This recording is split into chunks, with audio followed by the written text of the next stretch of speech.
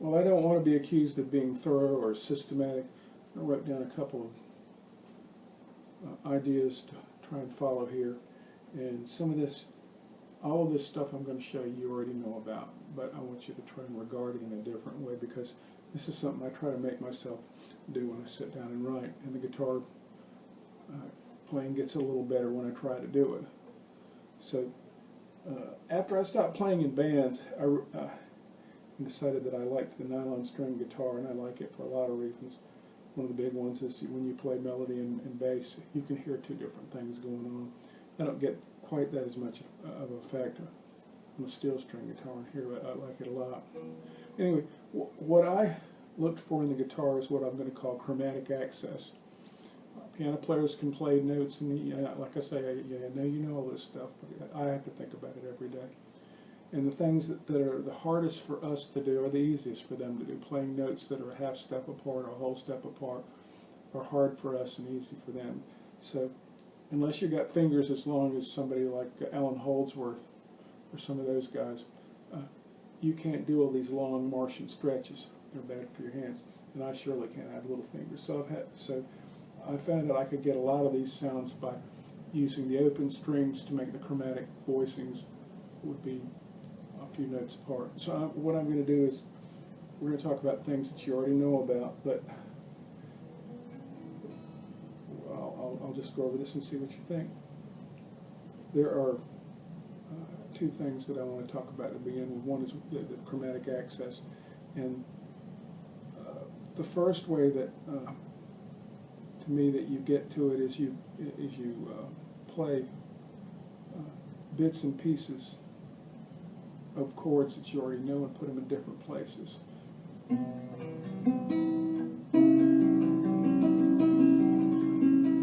you see, we just move the C shape up.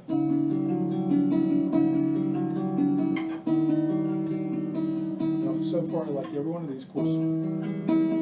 Like that one.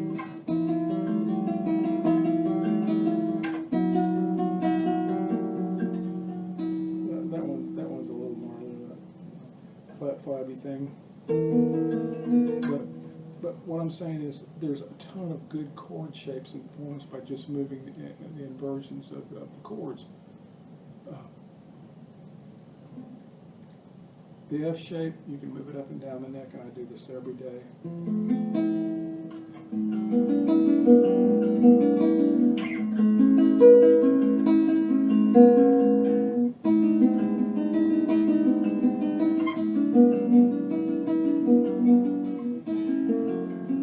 Same deal here. Everything I hear right here, I love. The only thing I'm doing is moving it up and down. I'm not even playing a full F chord. I don't want it. But every one of these chords are very sophisticated, and especially when we're in the cracks here. I love that. That sounds great. And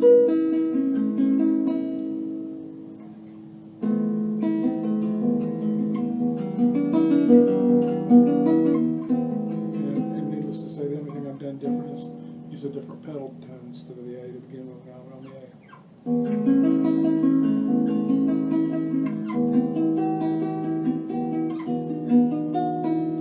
As far as I'm concerned, everything in my ear hears here. It's just great. I like every bit of it. Same thing with the E chord. So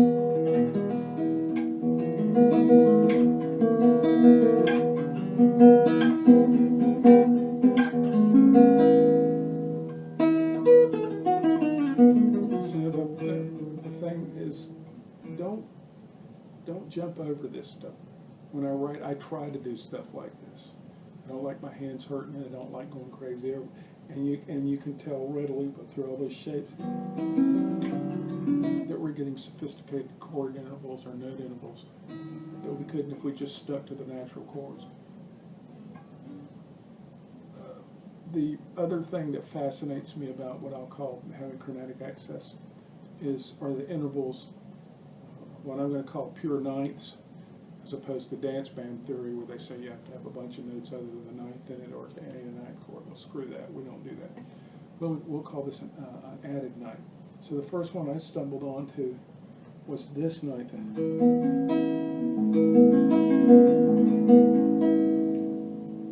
It's so pretty, and it's a cousin. But I like the lower one because in the lower one here, what makes it sound so rich is there are a couple of notes below that. That E right there makes it sound glorious. Now,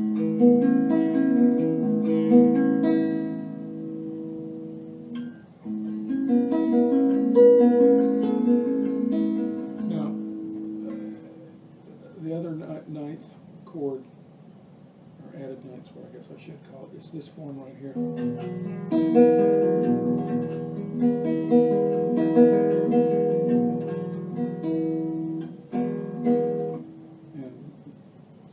I think they tell you in the Mel Bay book you're supposed to play your E like that. I've never done it like that. It's always been like that. Oh. In this E7th form here, you're going to have to hit that beautiful F sharp with your pinky. And there's another inversion set up here.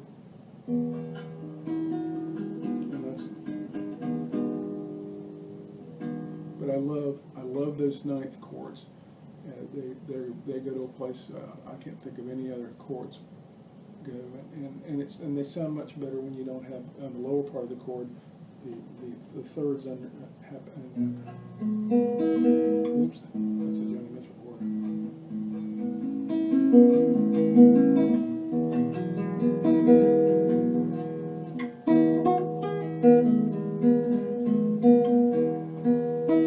You see how rich it sounds playing just two notes or three notes.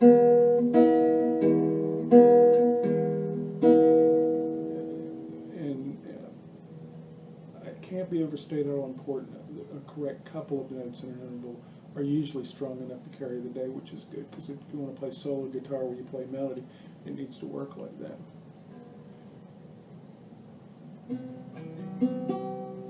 Okay, that's probably all I've got to say about chromatic access. And a lot of the stuff that I'm doing here, look at it more than once. There's plenty to it. Now the next thing I'd like to talk about is polyphonic music on the guitar. And to me, the gateway song for polyphonic music is the song Greensleep.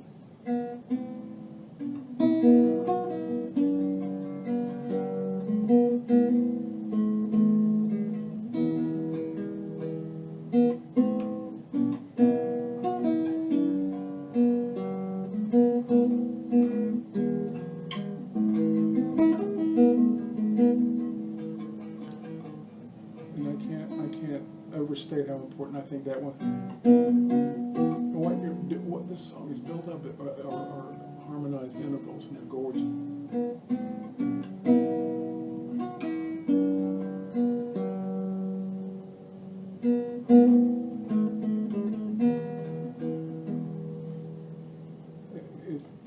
If you'd like to learn that, I'd suggest that you put some time in it, because it'll teach you a lot of things.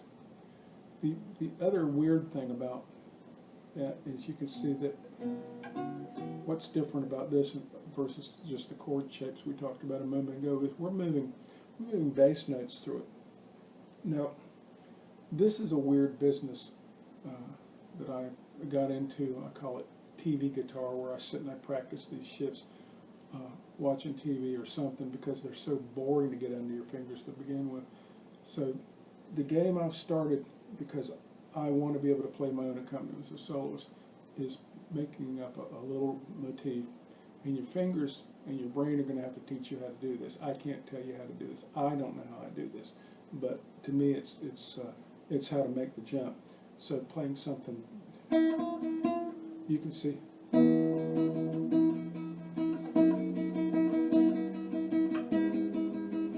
Okay, we have polyphonic music going on here. What makes it go to the next level is when you start playing actual phrases as the bass notes shift. Now the weird business that's going to go on, I really don't know what I'm going to do here next, other than I'm going to play something up here and then try to play a bass note part under it, is your fingers are going to, they did after a while for me, they learned to make these ridiculous shifts to work around these bass notes that are going on.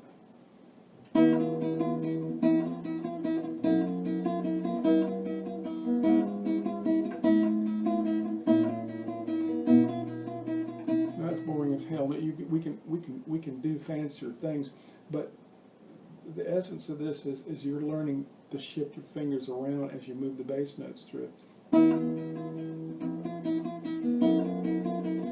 You see how I shift the jobs back in that job of the fingers to play the phrase as I move around to play the bass note, and it gets harder.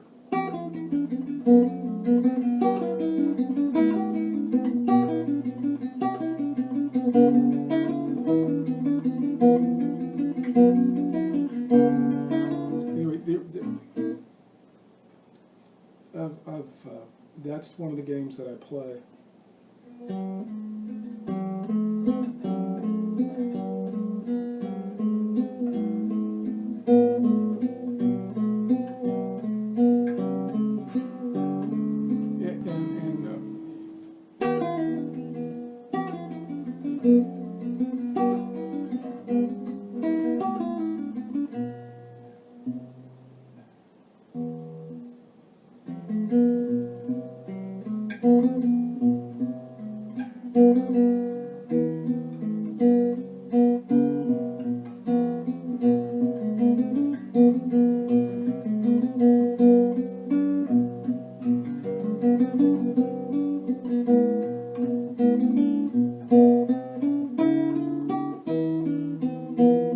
Anyway, bad sloppy noodling.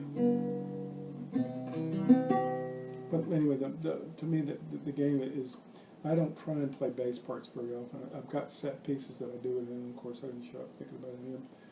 But to me, the important thing is being able to shift accompaniment underneath some kind of melody.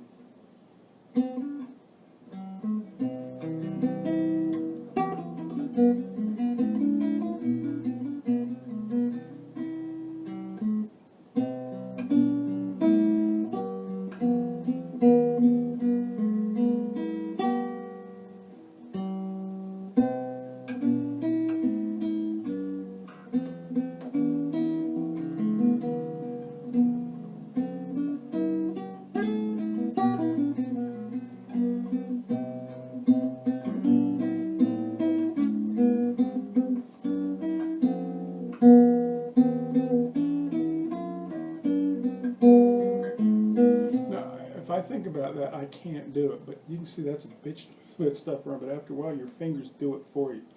There's too much going on to think about it. I apologize for all that other sloppy previous playing, but I'm going to make it real.